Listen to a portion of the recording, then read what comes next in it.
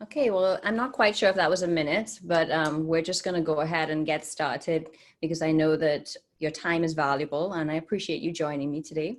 I'm Dr. Anna Lisa De Lima. I'm a program director at Origins Behavioral Healthcare. And so I came today to talk to you about first responders, trauma, and substance abuse. And so, we're just going to go through this as best we can. It's a new age now where I'm doing these experience for me, so bear with me. Hopefully we don't have any technological hiccups. We have somebody in the background waiting to help if that happens. So just to let you know why this is a subject that's near and dear to my heart and I'm very passionate about it. I have had my own experience with trauma. So when I was doing my master's degree, trauma was an area that I naturally gravitated towards. And strangely enough, timing was that I started working with the Palm Beach County Firefighters Union right around the time I was in my master's, and really was able to see how trauma impacted the firefighters and other first responders.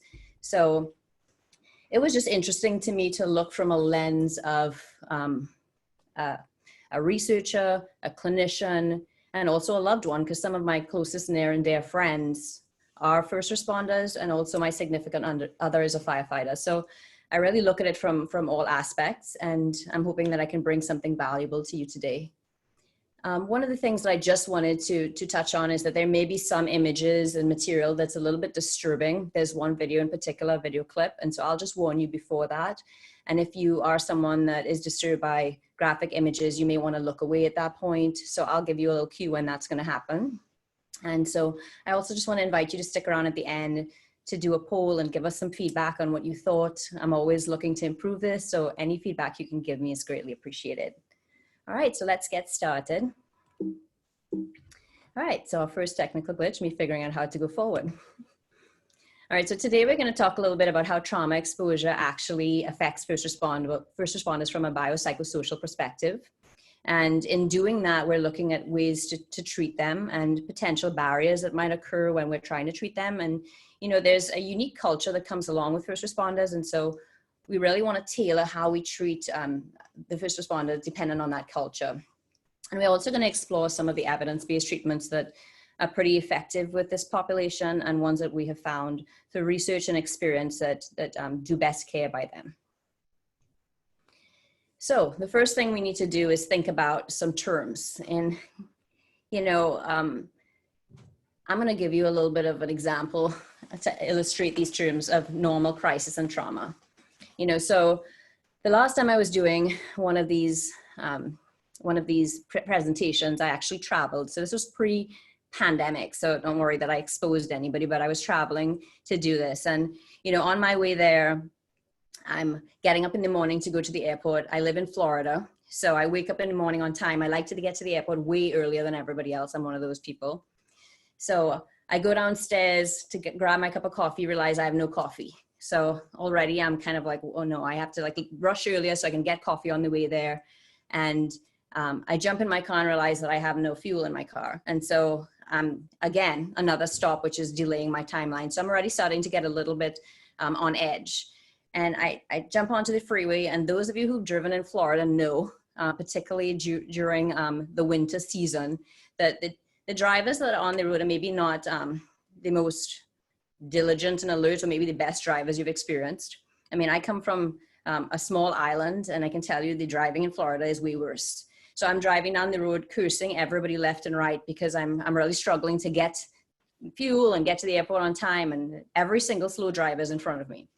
So I finally get to the airport and I go to my gate. I'm like, yes, I'm here in time. And when I get to the gate, I realize there's nobody else there. And after a little bit of investigating, I realized they've changed the gate. And so now I have to run full pelt across the airport to find my other gate. So I make it just by the skin of my teeth onto the flight. And so I get on the flight, I'm like, I've made it. And subsequently, so get to the hotel, pull up my PowerPoint, ready to just get in the frame of mind of what I'm going to say the next day. And I have lost my entire PowerPoint on my laptop. So in that moment, in my pajamas in the hotel room, I have a full-on tantrum, jumping up and down and cursing the heavens about why is this happening to me. My thought process in that moment was to throw the computer out the window and just say, to hell with this. I'm done. So, you know, in that moment, I was experiencing a crisis situation. To me, this was something that was overwhelming and really spoke to the fact that it was too much. There was one thing after the other, and it became something that was a crisis for me. You know, so luckily I did not throw the computer out the window, and I was able to sit down and really figure it out and get it back working. So in that case, I was able to avoid a trauma event from happening, because had I blown off that presentation, I probably wouldn't have my job today. So you can see that there's, you know, for each person, crisis and trauma is really personal to that person. For example, a little kid in a grocery store with their favorite toy and continues to walk on and drops their toy, and their mom sees them screaming and crying and, you know, says, but your toy is right there, let's get it back for you. In that moment, for that child, that was a crisis situation. And, you know, the mom may look and say, it's not a big deal, the toy is right there. But crisis is really unique to the person's individual coping skills and what they view from that perspective. And so, you know, those who are in the medical field or who have any experience maybe watching Grey's Anatomy like me will know that this is a normal sinus rhythm. So this is kind of what you know that you're alive, right? And so I have clients and patients come to me all the time, and we talk about what they want from life. And they tell me, you know, I just want a smooth sailing life, you know, something that goes like this. And, you know, my thought for them is, yeah, if you watch Grey's Anatomy, you know that really is not something that you want. That's really not good. It means that you're not breathing, right? You have no heart rhythm and you're essentially flatlined. And so, you know, when you think of it from that perspective, life has these ups and downs, these crisis events, and how you deal with these situations can really determine, you know, what sort of outcomes you have. So from that perspective, crisis really is in the perception of the experience of the beholder. So more often than not, it's the perception that matters. So you may have thought, you know, why was she getting so upset about losing her PowerPoint? She should know it by heart, you know, or why was that child having that meltdown? But it's in the perception. For me, it was there was a series of intolerable events that got me to that point. And then more often than not, it exceeds your coping mechanism. So in that moment, you may be able to deal with that situation on another day, but for some reason in that moment, you're not able to cope in the way that you normally would. And so a crisis actually leads you to a crossroads. It can be both danger and opportunity. So using my example, if I had thrown my computer out the window, you know, I would have been in danger of losing my job, right? But on the other hand, by me calming down and taking the time to fix the issues and overcome it, it became an opportunity for me to grow. So it can actually provide the seeds of growth and change. More often than not, when patients come to me, they're usually in a state of crisis. Very, very infrequently do I have someone come to me and say, yeah, my life's perfect. I just came to talk to you because I have a lot of free time and I thought it'd be good to do. Most often people come to me to talk to me or to others like me when they've reached a point where there is an extreme crisis happening. And the thing with crisis is that there are no quick fixes to crisis. More often than not, when a quick fix is used, like throwing the computer out the window, it doesn't lead to something that's better. It actually causes more harm. Crisis usually requires more of a longer term treatment than just a quick fix. So now that we've talked about crisis, there's one other term that I just want to clarify a little bit with you, which is trans crisis. So usually when someone has a crisis event, it has an impact on you for a period of time. And every human being who goes through a crisis event has some reaction to that crisis. And for some, depending on the crisis, it becomes something that's more lasting. And for others, they're able to kind of overcome and pick up themselves and keep moving. A trans crisis state occurs when there's unresolved issues from the past. And because they're not dealt with or not, there's a quick fix used, when you have another sort of situation happen, these resurface. So while trans crisis doesn't necessarily equate with post-traumatic stress disorder, all post-traumatic stress disorder involves some sort of trans crisis state. So what is trauma then? So we've kind of talked about crisis and trans crisis. What is trauma? So we have a nice long fancy definition here from SAMHSA, and I'll just break it down for you into more simple terms. If you're thinking of it from a physical perspective, trauma is some sort of injury that happens and usually leaves a lasting effect or has some sort of effect on functioning. And so if you kind of take that same analogy and put it into psychological or emotional trauma, it's the same sort of wound that happens. It's just unseen often. And once you've had trauma happen to you, even if it's something small or big, it usually leaves a lasting effect on you. And so for the rest of your life, it's like this invisible scar that's there.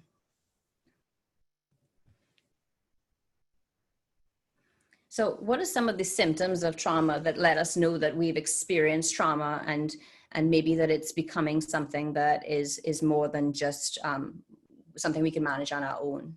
So everyone's experience with trauma is unique. For some people, they will develop every single symptom we're talking about here, and some will just develop a few. Like we said before, people react to crisis and traumatic events, and how they continue to react would determine whether or not they have something that's lasting and needs further help. So some of these symptoms you may know or you may have experienced yourself. So usually when somebody experiences trauma, they tend to want to avoid the trauma in places where remind them of the trauma, or people that remind them of the trauma, or any sort of stimuli that remind them of trauma. So I'll give you an example. If I was walking down the street and somebody attempted to rob me, and I was somehow able to fight back and got away, I may not use that street the next time I drove in that area, or I may avoid, people that reminded me of that person. So avoiding the trauma memory is usually one of the symptoms. Another one is exaggerated startle response. About 6 months or a year ago, I had a patient that I worked with really closely, and she came to us with really, really extreme trauma. And she had such severe trauma with everybody that was a caregiver in her life that she really detached from people and instead chose to live on a farm with animals, just away from people altogether. So when she came to seek out help and support, coming into a facility where there were lots of people and lots of stimulus, it was really difficult for her. But through her process of working through the trauma, she was able to start to connect with some of the other women that she was in groups with, etc. And I remember one particular day, she was sitting out on the back patio of our facility and had just had a trauma session and was really still just kind of in her own thought process and in a bit of a trauma response because of what she talked about. And her roommate, who she had gotten really close to and loved and trusted implicitly, had walked up behind her and tapped her on the shoulder to go and get something to eat. And in that moment, she jumped up, turned around, and lunged at her roommate. And so she was really in a trauma response and had this exaggerated startle response and reactivity to someone that she really did trust. But in that moment of remembering the trauma, had that experience. For others, you can really see that their emotions their emotions become really up and down and really unpredictable. They may experience irritability, anger. And I'll say there's a lot of irritable people around and angry people around. And that doesn't necessarily mean that they're experiencing extreme symptoms of trauma. They would probably have to be in context with some of these other symptoms. One of the other ones that are reported quite frequently is flashbacks to the event. And oftentimes that can look like someone is disassociating or not present in the moment. And they may actually be in a flashback to the traumatic event. And usually trauma, when it's something that's pretty significant, affects someone's sleep and can cause distressing dreams. And finally, this happens really frequently when with children as well, is that there's a lot of self-blame regarding the traumatic event. If there is any circumstance where someone feels that they could have done something different, or that in some way it was something about themselves that elicited some sort of trauma, there's often self-blame that goes along with it. So what differentiates trauma from actually having a diagnosis of post-traumatic stress disorder? So I'm not going to go into all of this, but what I did want to illustrate from this point is that according to the Diagnostic Statistical Manual of Mental Health Disorders, there's many criteria that you have to meet in order to be diagnosed with PTSD. So ordinarily, when someone experiences a trauma event, they're going to experience some sort of reaction to that trauma event. And usually after a few days, or maybe a few weeks, those symptoms start to alleviate and feel better. if the person is still experiencing those extreme symptoms over a period of time, they may be at a point where they can be diagnosable with something related to trauma. So I just wanted to illustrate that.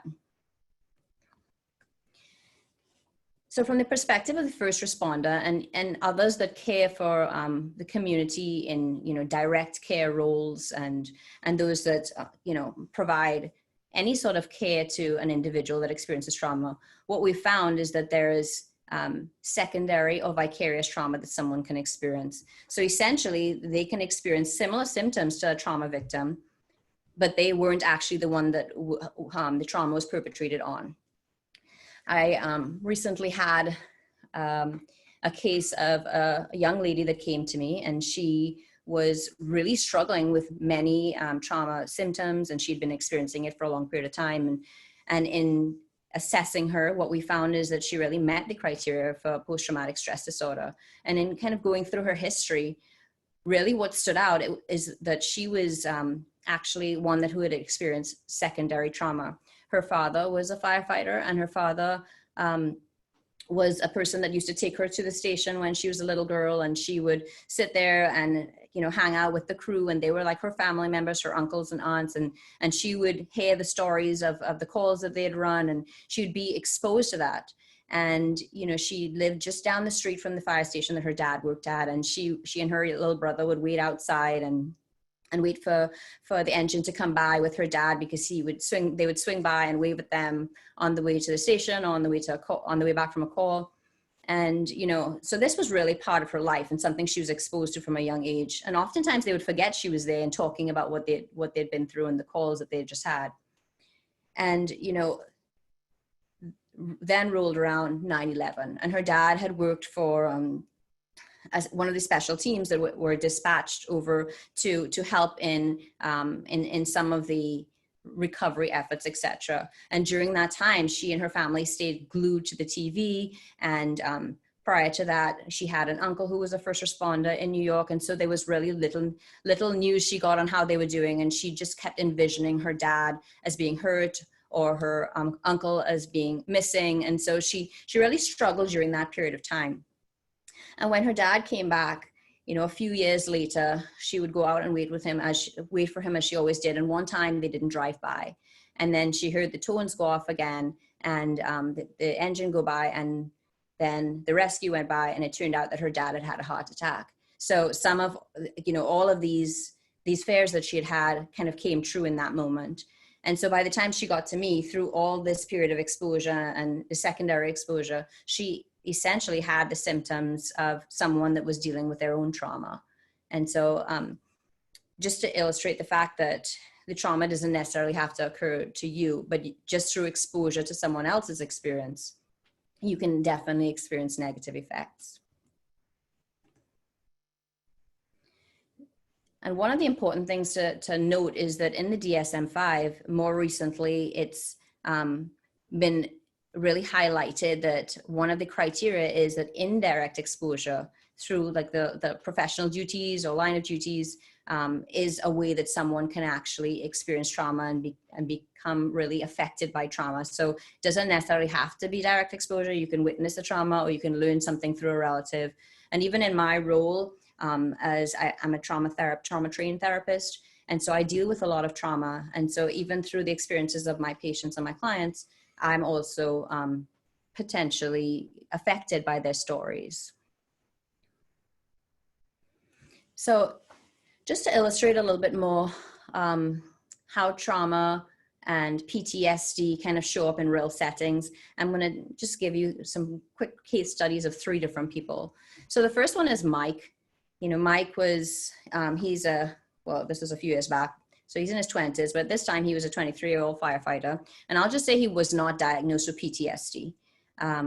But at age 16, he went over to his older sister's house, who he adored.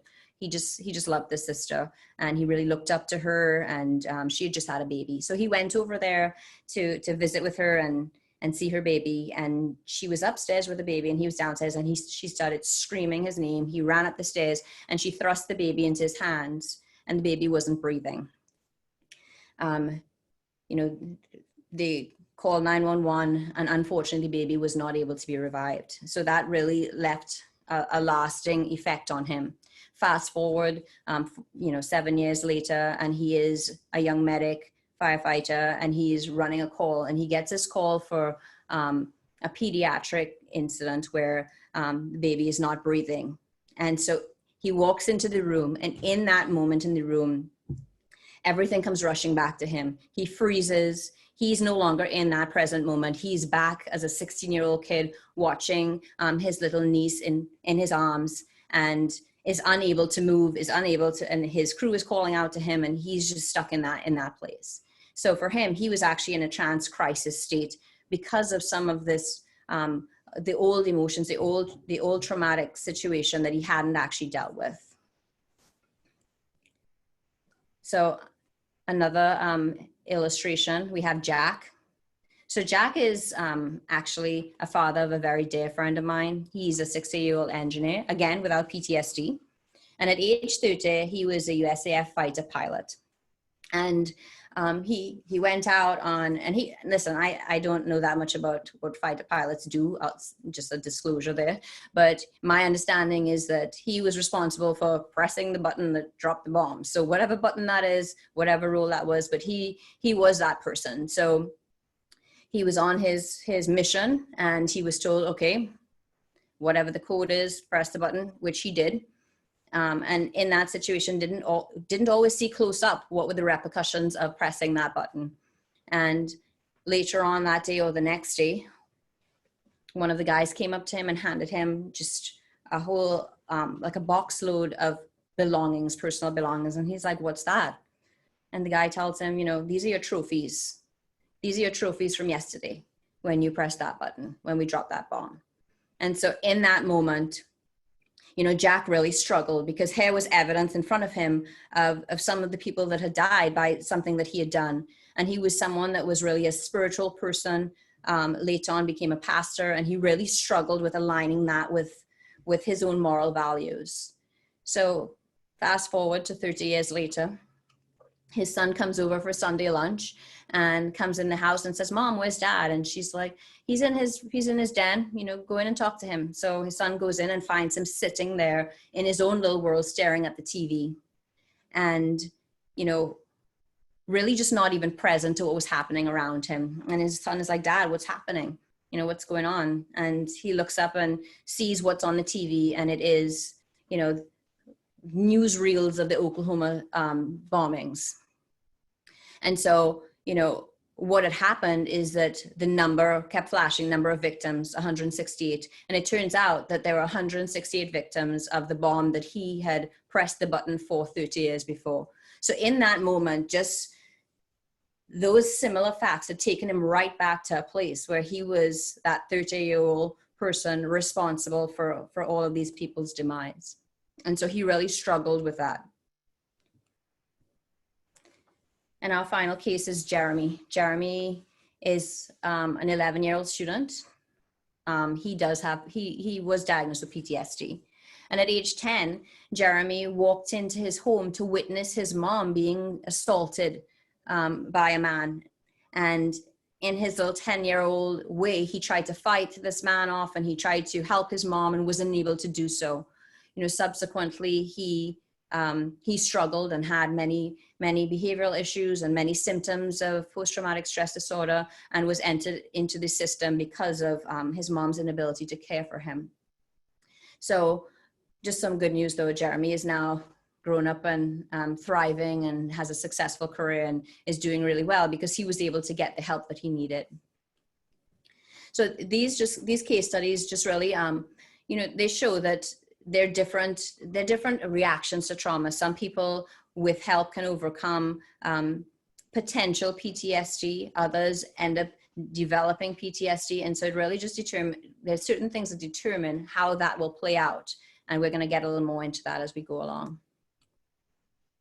So what are the variables that really make us more prone to developing PTSD after a trauma event? So some of them probably pretty obvious to you. The degree of threat, how great the threat is. Clearly a small incident compared with a large incident may have a difference on how we view it. the degree of bereavement, how much it affects us, how much it really digs into our feelings of loss or grief. The speed of onset. So back to my example of potentially someone trying to rob me if I walk down the street. When, you know, oftentimes if there is something that is a surprise attack or something surprising that we weren't prepared for. I'll give another example. If you live in Florida, I'm sure you've experienced hurricanes, right? And so a hurricane is just usually this slow moving thing, and you have lots of notice that it's coming. Usually you do. You have lots of notice, you're all prepared and everything. So even if the hurricane hits and there's damage from the hurricane, more often than not, we're kind of prepared that that's happening. Okay, there may be cases outside of the norm.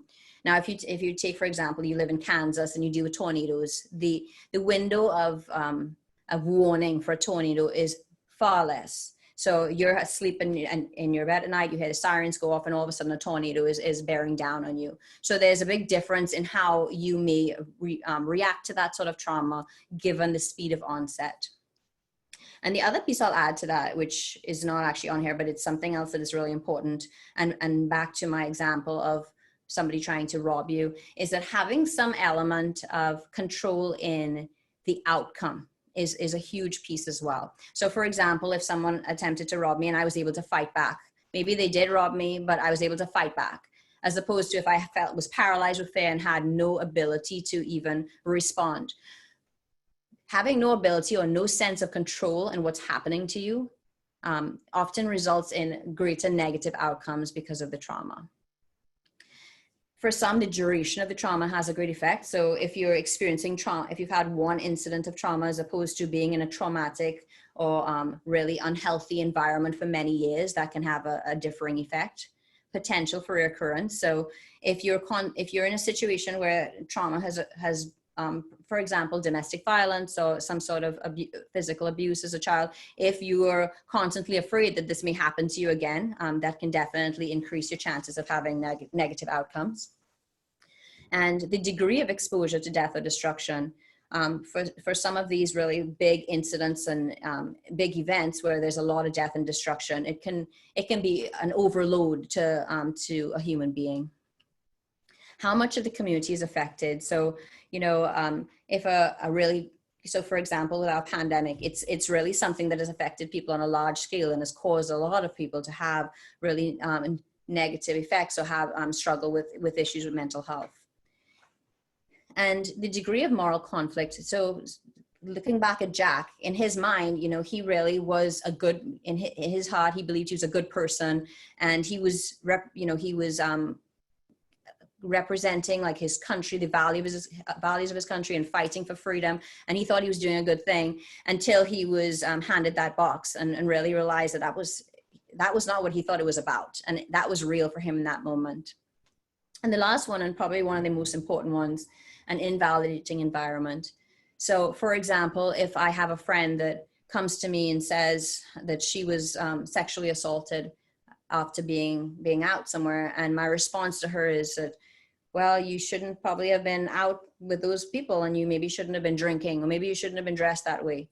You know, my reaction as someone that she looked to for support and trust, my reaction in that moment could have been equally as damaging as the experience that she had, by implying in some way that she had a role in the trauma that she experienced. So just to briefly look at some of the effects of trauma, you know, certainly trauma can have impact on how someone attaches to others. If you have significant childhood trauma, it can affect the types of relationships you choose, how you attach to people, your ability to get close to people, and how these relationships expand over a lifetime. There's significant research to show that there is such a close correlation between the body and brain that trauma can in fact exacerbate physical conditions, can lead to psychosomatic reactions. And so, you know, trauma that happens and affects the brain really has an impact on your physical health and your body.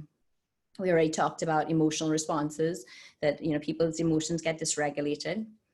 Disassociation, there's really extreme types of disassociation that happen when someone has severe trauma. And one of the most extreme types of dissociation is called, it's usually called dissociative identity disorder, and it used to be called multiple personality disorder, and it's something that still is considered by some to be a myth.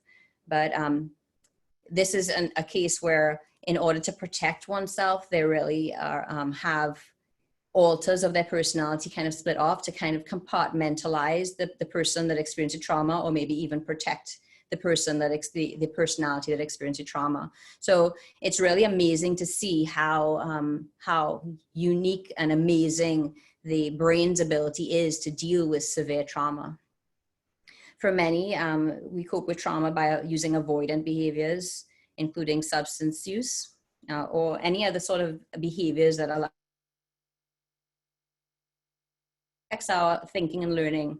In fact, adolescents who experience trauma usually have, often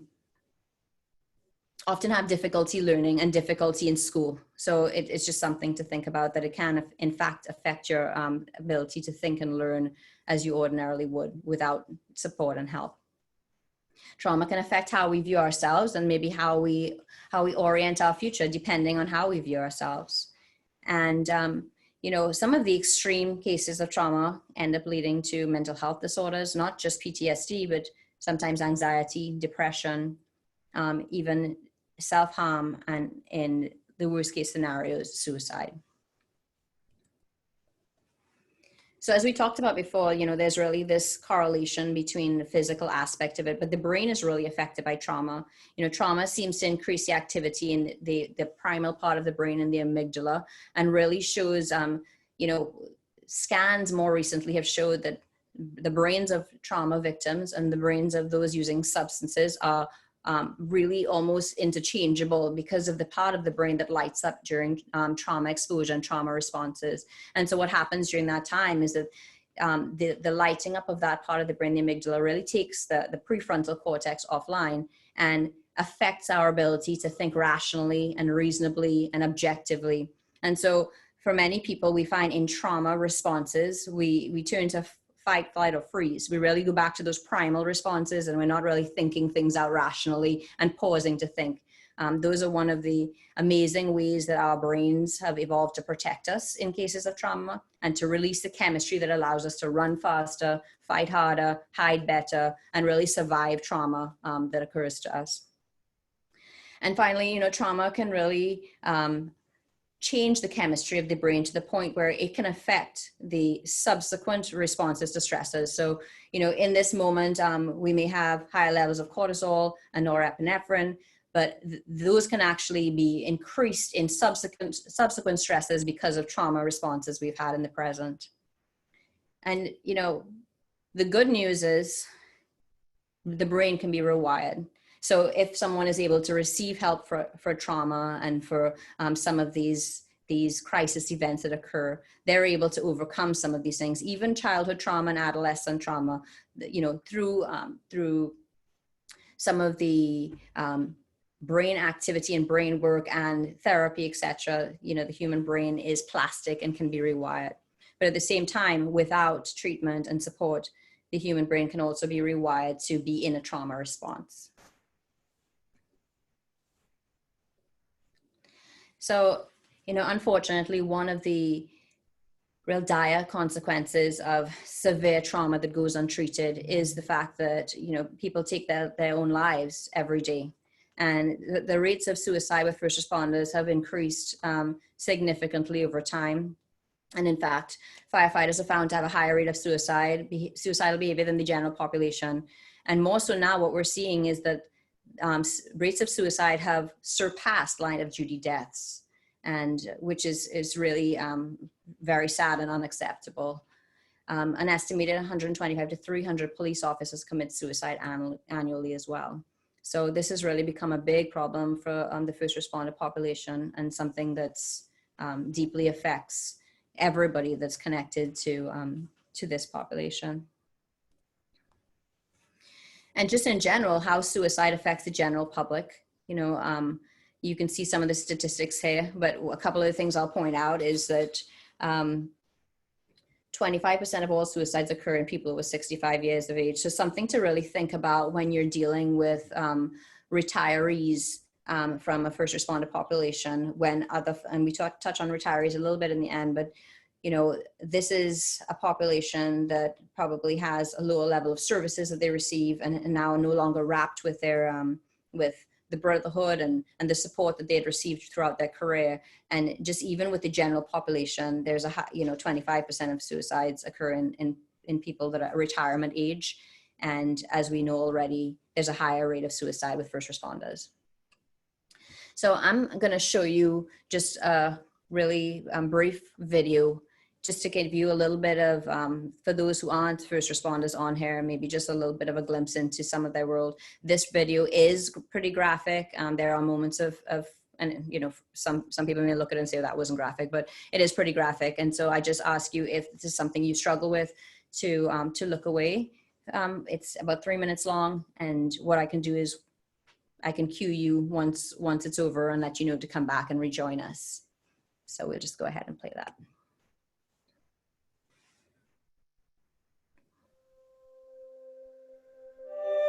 I shot and killed somebody, and it affected me to the point where I had PTSD. I've seen more in one day than probably someone has seen in their whole life. What kind of things do you see? I see faces of death. I see old people, young people, kids.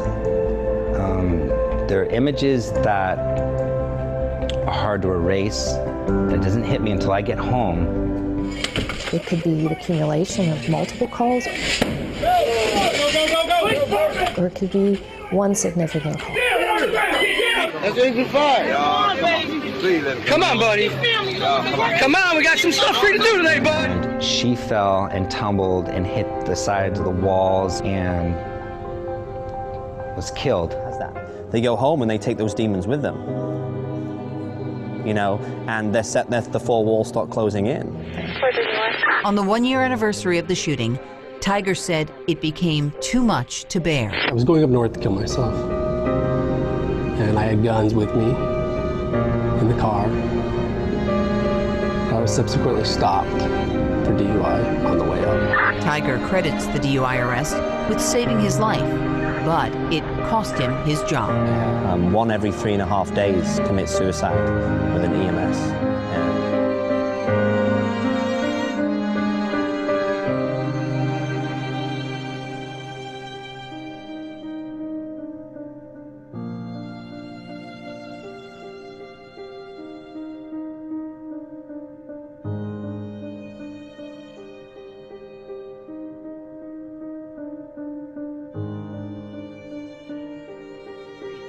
The decorated officer opened fire on a driver who was trying to run down his partner. In the process, he unintentionally shot an innocent teenager.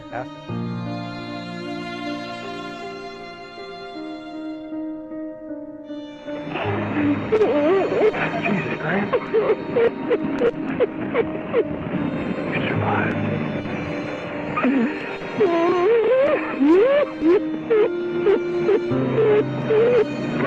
But people really don't realize that, you know, we see things on a day-to-day basis that people don't realize.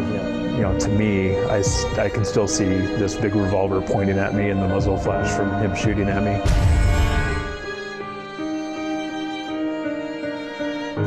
We just had one of our members had his friend commit suicide yesterday.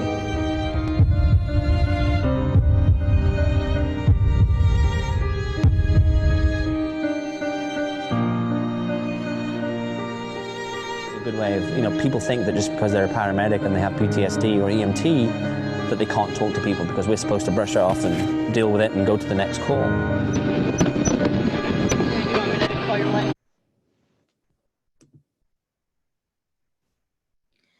So we're back from that video. So those who might have looked away, just asking you to rejoin if you're comfortable. So, you know, just in looking at that and just thinking about, for those of us who aren't first responders or aren't in those roles, I'm pretty sure that some of those things are really disturbing and shocking.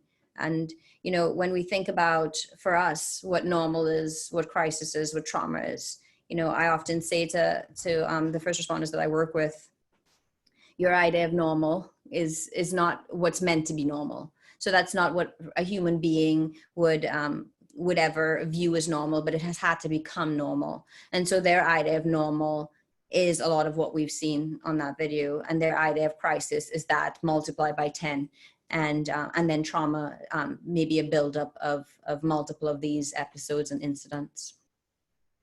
And just to point out here, I'm going to take some questions at the end. So if I'm not getting to your questions, that's okay. Just hold on to them. I will get to some of them at the end. Okay.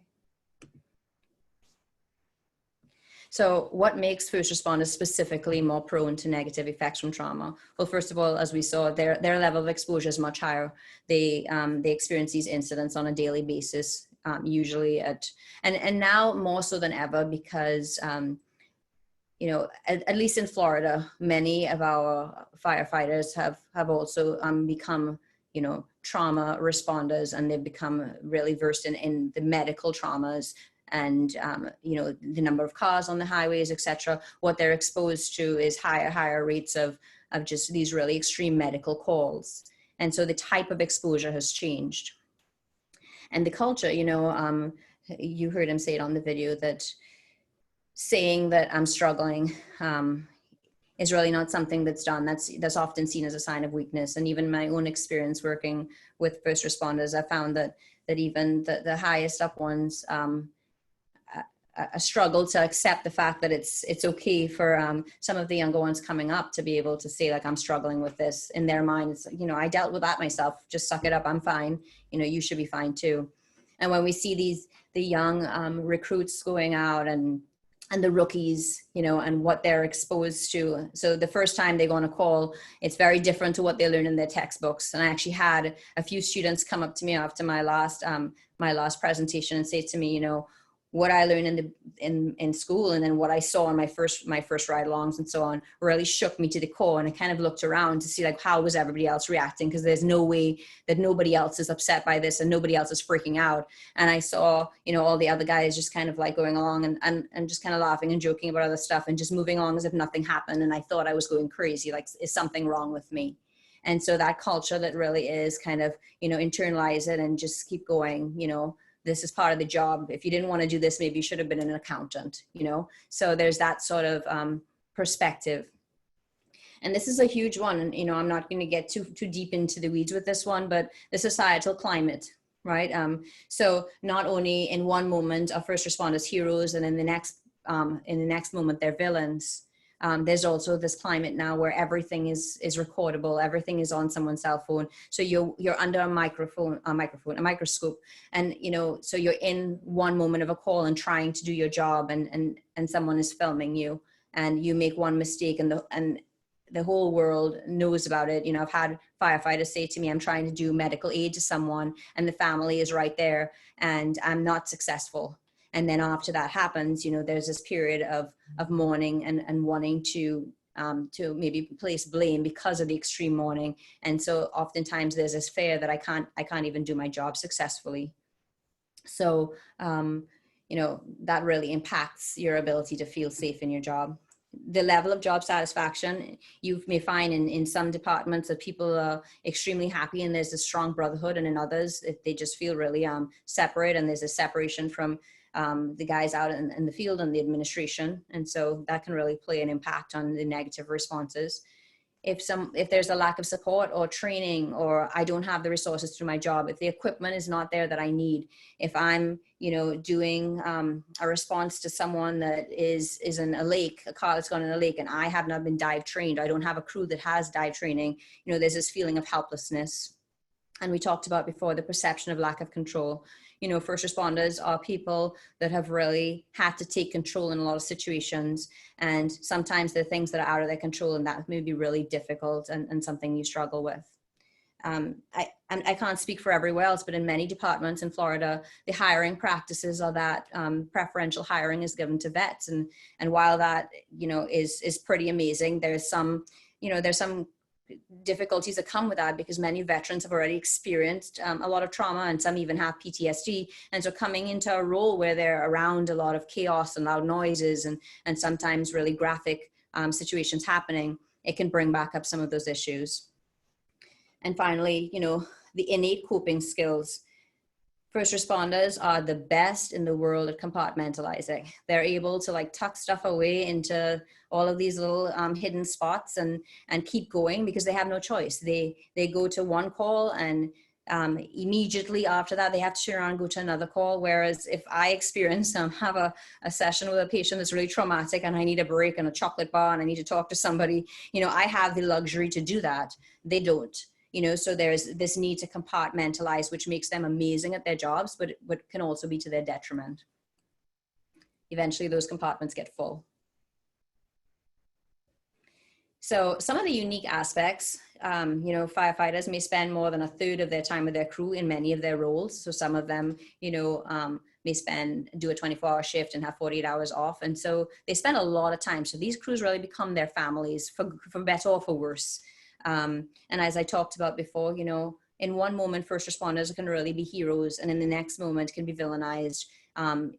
You know, there may be a couple of things, and all of a sudden, you know, there's villainizing happening amongst the entire, every single police officer, or every single firefighter, or every single paramedic, or every single nurse or doctor. Then there's also a highly masculinized image. And so for anyone that does not fit that mold, it can often be really difficult. I did a recent talk on female firefighters and did some research in that area. And it really was interesting to just see the unique issues that they deal with when compared to what male firefighters may deal with. So that's probably a whole other lecture in itself. And speaking to that, there is really a disproportionate level of the number of male firefighters to the number of female firefighters. So that in itself brings up their own challenges. So, you know, one of the things I do when I go in person to talk to first responders is I usually start off by asking some questions. And the questions that I may ask, oftentimes some of the criteria to having trauma responses or post-traumatic stress disorder. And so I'll ask if anybody's ever experienced this by a show of hands. Has anyone ever experienced a traumatic event? And I will just tell you, when I ask that question, 100% of hands go up. And I often ask, does anyone know anyone who has experienced, who has been suicidal, you know, or who has committed suicide? And usually 50 to 75% of hands go up. So just from my own field research and in asking these questions, I can tell you that this is an area that's really underreported. So when I read this, that 85% of first responders have experienced symptoms related to mental health issues, that, you know, that's probably pretty low. 1 in 3 have a formal diagnosis, and that might be something as simple as anxiety or depression. I'm pretty sure that many experience anxiety, maybe not diagnosably, or maybe they have not been diagnosed. And 84% saying they've experienced a traumatic event. I would say if you're in that line of work for any period of time, you've experienced a traumatic event on the job. And finally, 1 in 5 will suffer from PTSD in their career. Again, these are probably lower than what they accurately are. And so historically, how have they coped? You know, if you think about traditionally, they've sat around the dinner table kind of talking about the day, you know, sharing experiences, like the ones higher up, you know, the captains and chiefs, etc., sitting there and kind of modeling that behavior, and that's what's learned. So the new recruits and the rookies come in and they see that being modeled, and that's how they deal with it. You know, they don't talk about it in a way that, oh my God, that was horrible, that was horrific. But, you know, they sit around, they chit chat, they talk, they use morbid humor. I remember when I worked with the Firefighters Union, and, you know, the entire union was staffed by, aside from a couple of the ladies in the office, of firefighters. And so it was really interesting to see the type of humor that they used and how they used it, and how that was a way for them to kind of move through some of the things they were dealing with. And the pranks and jokes within the crew as well. I have to say that was really nerve-wracking time for me. I'd heard a lot about how they pranked each other and what they would do to each other, and I certainly kept my lunch hidden very far away from where they could access it, and made sure my stuff was all locked up, because they, you know, and that was a sign of affection a lot of times. Other times it was somewhat of a, you know, a ritual to kind of, you know, get someone into the crew. So these are ways that they would cope. And for many, going out for a drink after shift, you know, many of the police officers that I work with oftentimes they have a close group of friends and they'll go out for a beer after they finish a shift, and it's something that they do pretty regularly. And, you know, so they usually tend to cope by isolating rather than seeking out support. You know, my own experience with the people that are close to me, you know, they're not going to seek out and ask for the help that they need. They're going to they're used to doing things that they need to do and getting it done, and that's how they handle it. Their own existing support system, like their crews, are really important in the healing process. For many of them, you know, there's a focus on, I wish I had done this differently, or, you know, I'm focusing on the fact that I messed this up, or I could have done this differently. And that's their way of kind of like processing through what happened. And they may really just stay stuck on that. And it may be difficult to move through that. Many use substances to numb, or certain behaviors to avoid. And as I talked about already, they really compartmentalize really well. So what we do know is that psychological avoidance and behavioral avoidance are not the healthiest coping skills for trauma, right? You know, as we talked about before, that when you have a traumatic event happen, if you don't cope with it in some way, it can really cause negative outcomes. You know, this is an area that's become more and more known, that, you know, many first responders are struggling with substance use issues and even prescription drug issues. And so this is something that we're seeing more and more commonly. So just to give you an overview on how psychological and behavioral avoidance really affects someone, how it's really closely tied to addiction in any way, is, you know, as human beings, we hate discomfort and we really don't want to experience pain, and we'll do anything to avoid those things. You know, so what happens? Life complication happens and it causes us some sort of discomfort, pain, emotional responses. And so we try to avoid it in the best way we can. We do all of these behaviors. We use substances, we eat, you know, we sexually act out, gambling, you work too much, you spend too much, extreme exercising, you avoid by technology. And what that does is it gives us temporary relief, right? We've actually not focused on the issue for a little while. And so that kind of reinforces to our brain, well, this works really well, you know? So by doing this, I'm actually able to avoid those feelings of discomfort. But, you know, if you do any of these things in excess, right? You gamble too much, you're probably going to end up having financial issues. You sexually act out or act out in relationships, you may lose your significant other. You act out with substances, you may end up finding yourself in an issue with addiction. And so the continual use of these avoidance behaviors end up in more complications. And what ends up happening to avoid these complications and the feelings that result from them, we again avoid. So this is really how closely the trauma and addiction issues are tied, and how they're really a cycle. So some of the barriers that occur to clinical care with regard to first responders, one of the things that is told to me most frequently is that, you know, clinicians just don't understand what we go through. They really don't understand our needs. And, you know, I just don't feel comfortable talking to them. There's just a mistrust of the counseling process. And there's often a fear of using EAP, the Employee Assistance Program. And in some cases, that's actually legitimate. There may have been cases where they felt their confidentiality was breached, or the EAP had to report to the department on when they were ready to return to duty, or if there were issues that they were having. And so there is an innate distrust of the counseling process in the EAP. And we talked about before, there's difficulty in admitting that they experience these emotions. And, you know, finally, gender plays a role in help-seeking behavior. Women may be more willing to seek out support when they have little issues happening, but more often than not, men don't actually get into treatment or therapy or support unless things have really hit the fan, when they've reached that point where there's like no return. So some of the barriers for substance use treatment, you know, there's oftentimes, again, the culture, there's a stigma attached to someone receiving substance abuse treatment. There's difficulty for many of these people just imagining what a sober life can look like, because it's really integrated into the culture.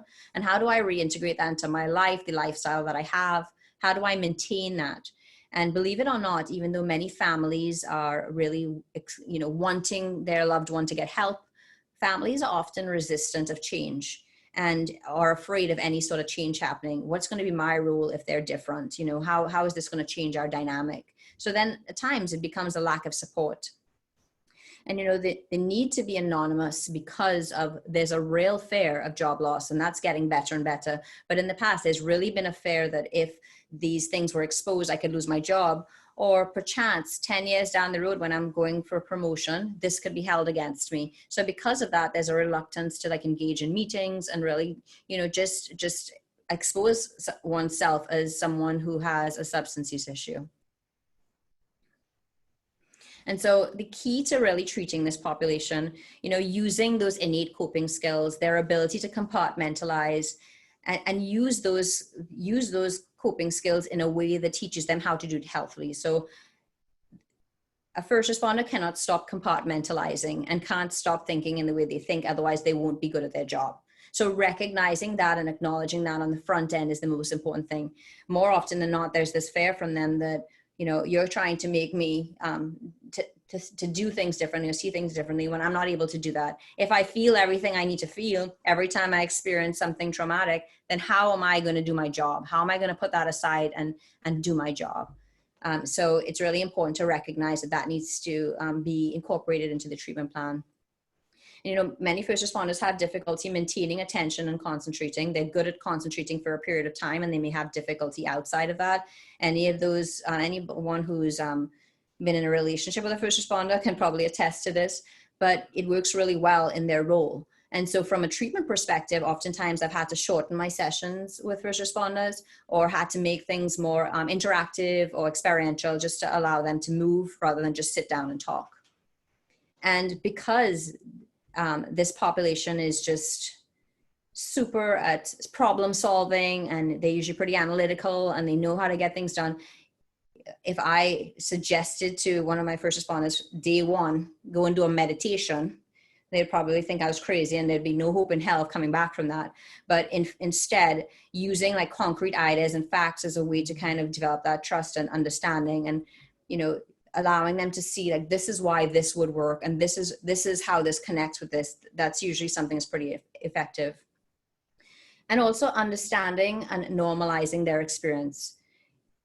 You can't hope to work with this population unless you try to find a way to understand. I mean, you're never going to understand what they go through. I mean, that's a fact. You're never going to understand because you're not one of them, but trying to understand from their perspective, taking the time to learn more, to listen and not make assumptions. I think that's probably one of the biggest dangers we get into because even within every culture, there's a microculture and then there is a different culture in each crew and there's a different culture in each shift. And so really understanding that you really know nothing until you hear their perspective. And then considering from a psychosocial view, one of the most interesting things that I have experienced is that I would have a firefighter come to me and say, I've been doing this job for 15 years and I've run these really, really scary calls and I've seen the worst things ever. And last week I just ran this really simple car crash. I mean, nobody got hurt. It was just minor injuries and I can't stop thinking about it. I can't sleep. It's just going over in my head and I don't get it because this is not a big deal. And in unpacking kind of what's going on, what I find out is that, their cup was pretty full. There was other stuff going on there. They were having, problems at home or financial issues or problems on the job. And so there was really, those compartments were already full and then their cup was pretty full with what was happening currently. So it's really important to understand, to not really just focus on, oh my gosh, it's a first responder. All it is trauma. More often than not, there's way more going on there. And that might actually be the key to treating the situation. And in thinking about the retirees, brain chemistry. So if you think about if you're spending most of your career, most of your life with really high levels of adrenaline and all of the chemistry that's released to be able to act effectively and jump out of your sleep in the middle of the night and do what you need to do, at some point the brain, there's changes that happen. And so the brain is used to operating on a really heightened level of chemistry. And so when you take that away, so if you even talk to any first responders coming off of a shift, usually they take, you think you haven't slept in 24 hours, you probably need to go to sleep. And more often than not, they have a lot of this excess energy that kind of needs to be burnt off. They're not able to just go straight to sleep, and we find this with retirees, that they spend all this time looking forward to this huge retirement, getting, you know, whatever momentum, a watch or an axe, and then you talk to them afterwards, and there's really this sense of sadness that comes over them, and a depression, like, what do I do now? And looking at their uniform and looking at their firearm or looking at their equipment and saying, like, that's no longer me. So their identity has kind of been rocked. You know, who am I if I'm not this person? And so oftentimes they do experience, you know, just a flat line of emotions, and because the brain chemistry has not quite regulated yet, and sometimes it takes a long period of time for it to do so. And then there's the loss of identity, you know, support system and sense of purpose. And again, just reminding that with over the age of 65, there is a higher risk of suicide with some of our retirees.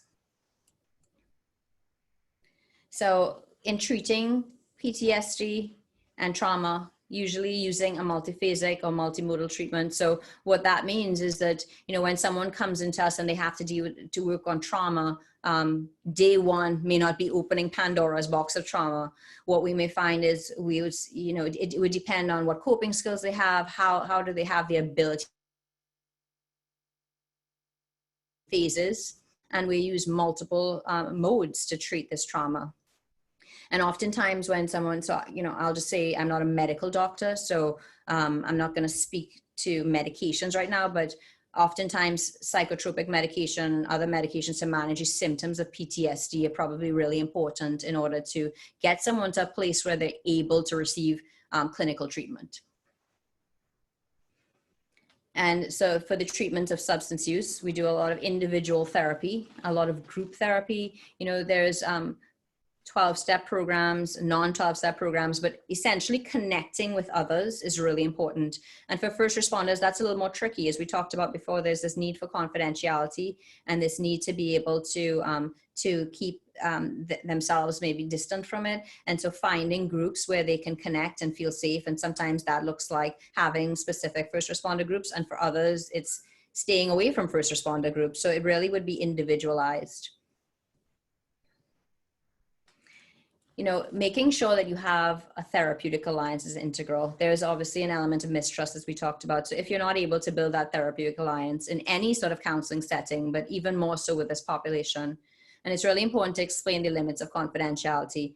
You know, oftentimes there is an element of truth in the fact that there is a confidentiality concern where EAPs are involved. So it's important to make sure that they really understand how confidentiality plays into the role of counseling, taking the time to understand culture. And I found most effective is really direct communication and just being concrete with how I approach therapy.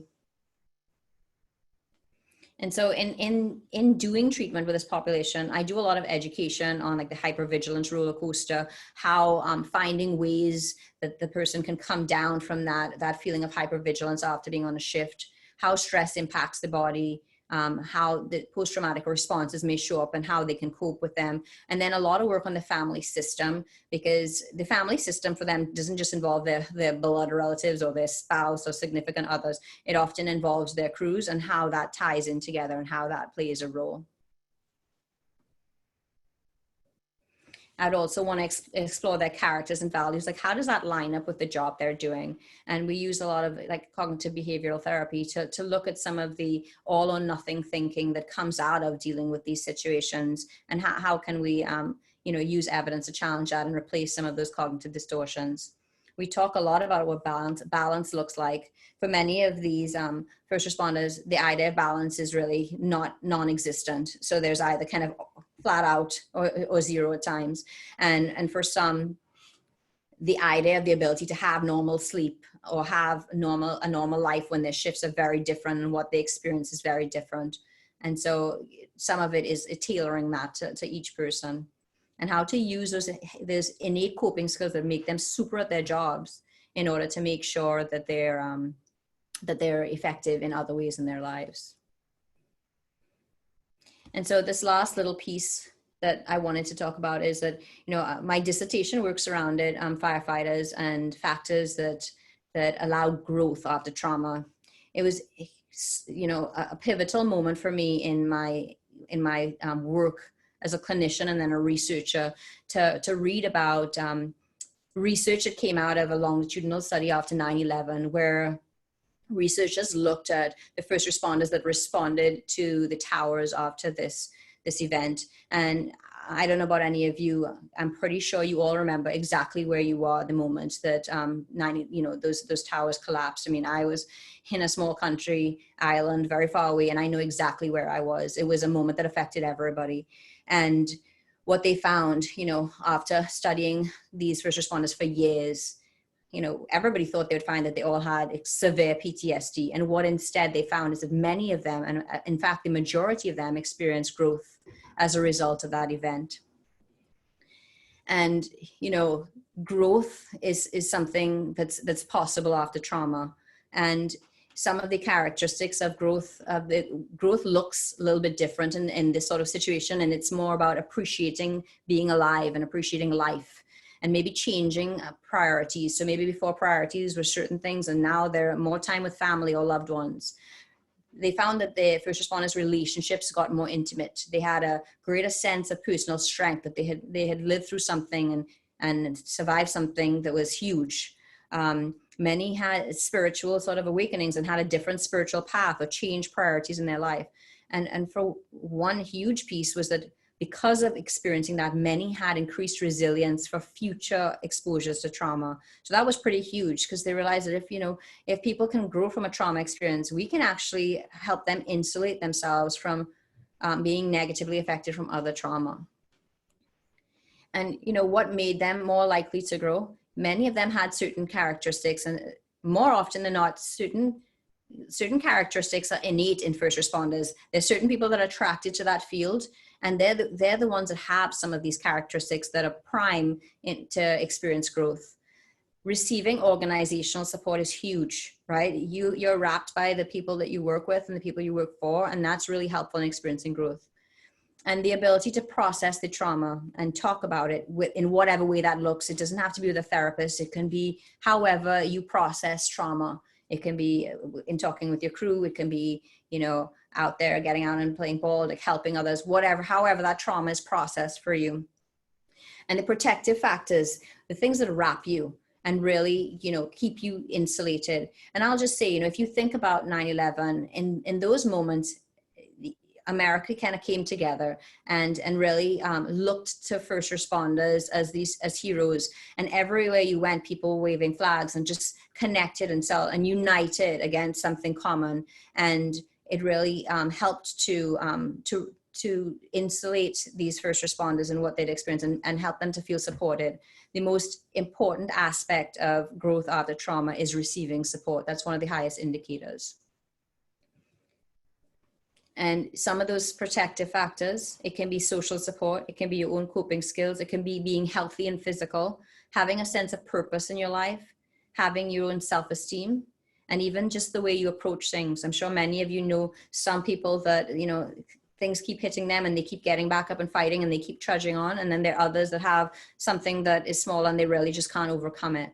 And so our outlook and our ability to take some of this and make the decision to move forward can have a huge impact on our ability to grow from trauma. So thank you so much for taking the time to be here with me today. And I'm going to look now and see if I can get to some of your questions and see if there's anything that I can help to clarify.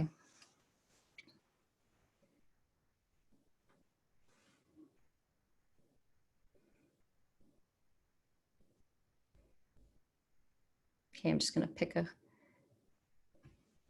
So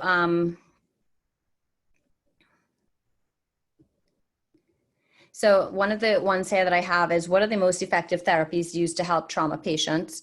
There's a variety of therapies. I myself am EMDR trained, but there's a variety of trauma therapies you can use. It just would depend on your approach. There's trauma-focused CBT. There's different brief therapies, longer-term therapies. There's exposure therapies. Certainly, I'm actually going to put it up here, my email at the end of this. So if you want to email me, I can certainly give you more details. But EMDR is one of the ones that I use most specifically, along with dialectical behavioral therapy. That's something that I use really to prepare people in order to get their coping skills and emotionally regulate. And so, and once that's done, we use EMDR in order to help to desensitize some of the images they experience and some of the emotional attachment to some of the memories they have. So I'm just going to see if I can put on here yes, there we go. And I believe that this PowerPoint is, and Jess, you could correct me if I'm wrong, I believe that the PowerPoint is going to be made available. If not, again, you can shoot me an email and I can make sure you get a copy of the video. Yes, that's correct. We will be providing a copy of the PowerPoint tomorrow as soon as we post this video to our website. We also had a request for the link to that YouTube video of the first responders. Would you be able to send that to me so I can provide that as well? Absolutely, I certainly will. Thank you. So another question here was about, do you know or have experience with trauma processing groups, particularly for first responders? Would that be a viable option for different organizations supporting first responders? And are there statistics to support success with group processing?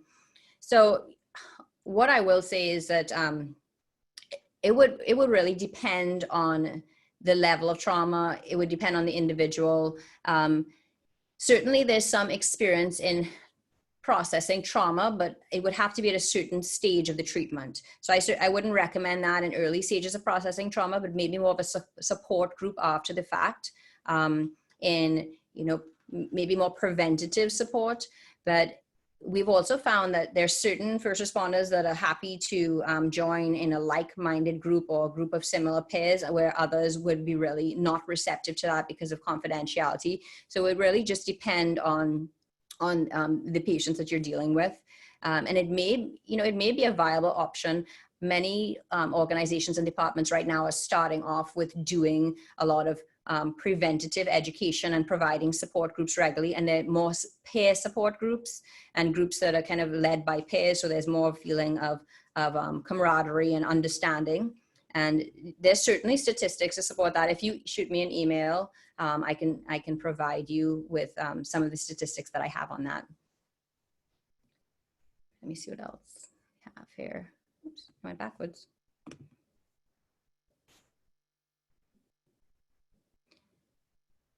So some of the recommended therapies to help rewiring the brain in patients presenting with PTSD and CPTSD. So one of the approaches we have a Center for Brain Recovery, and they do biofeedback. They use several other techniques like the Muse, and they use different kind of heart rate monitors and physiological indicators on how to manage breathing and how to help to rewire the pathways with emotional regulation coping skills. So what happens with PTSD is there's emotional dysregulation. And so using some of those approaches, we find that the brain is able to be rewired for more appropriate ways of coping and ways to de-escalate and move between the parasympathetic and sympathetic nerves. So what types of services are available to first responders after witnessing or working with a traumatic event, and how can you find it? So, there are several services that are available. Most departments have some sort of affiliation with an employee assistance program. There's peer support programs.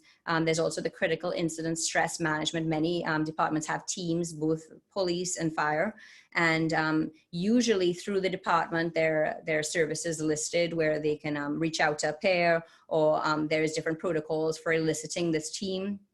And but there are also different websites dependent on the departments that they work with. And certainly if there's a particular department you work with, I would reach out to some of your supervisors or your EAP in the department to see what's available to you in your area. But there are definitely more and more groups happening now. We still need more. For children with trauma, would art and play therapy be more effective than talk therapy? So certainly, I would say children is not my area of expertise, but in the work that I have done with children and trauma, art and play therapy is certainly more often than not with children in any type of issue that you're dealing with can be more effective than talk therapy, because oftentimes our ability to talk to children in the language that would be clinically helpful for them may not necessarily be the most appropriate. And children express themselves through art and play very effectively. So I certainly appreciate your point and agree with you.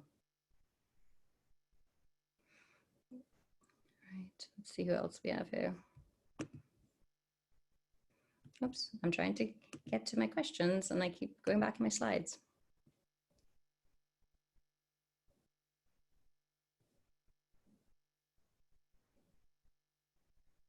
Okay, is anyone ever diagnosed with trauma?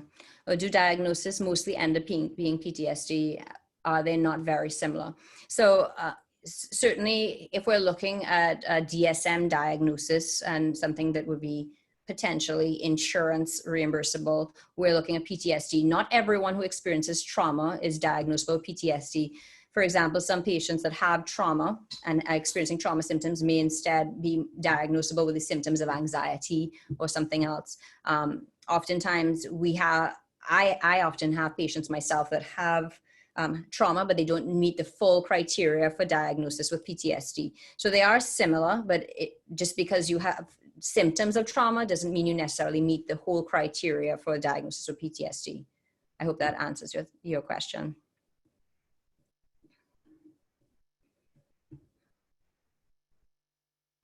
Just gonna maybe try and find one more. And if there's anyone that I don't get to, because there's quite a few questions, feel free to email me. Again, I'll put that back up.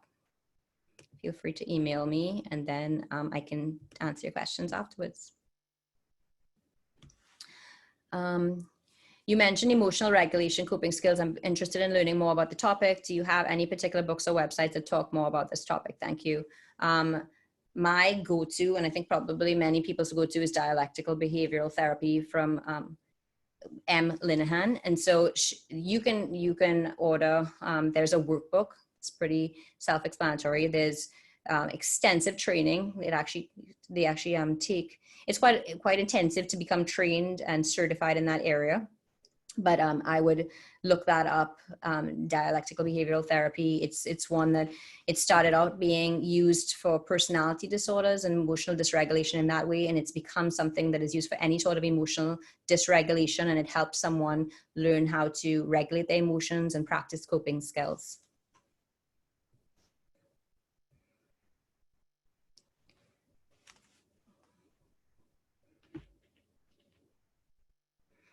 Should it be recommended for mandatory therapy for first responders? So this is a pretty common debate that, you know, has become somewhat departmental. What I would say that it's important to have regular support in whatever way that looks. You know, my personal view is that having some sort of therapy at certain integral points throughout someone's career, whether it's you know, at each pivotal moment in the career, or whether it's periodically, I think it'd be important just to gauge whether someone needs more. But having some sort of support system in place, such as peer support groups and other types of groups like that can continue to support them, I think is hugely important and should be mandatory for each department. Can I spell the name of the book? So if you look up dialectical behavioral therapy, you're going to get several books pop up, and it's going to come up pretty quickly for you.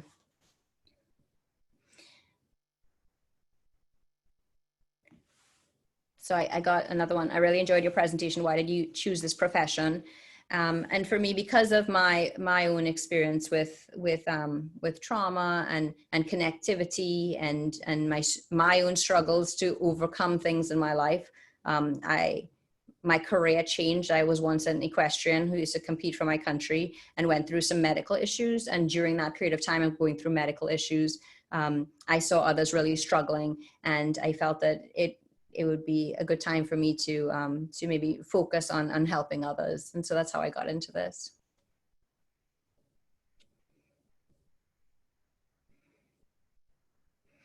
Okay, so I think I went past the one more question I was going to answer. So if anybody has any further questions I didn't get to, feel free to email me and I will gladly respond to any questions you have. Thank you all for joining me today, and I really appreciate your attentiveness and taking the time to be with us, and thank you.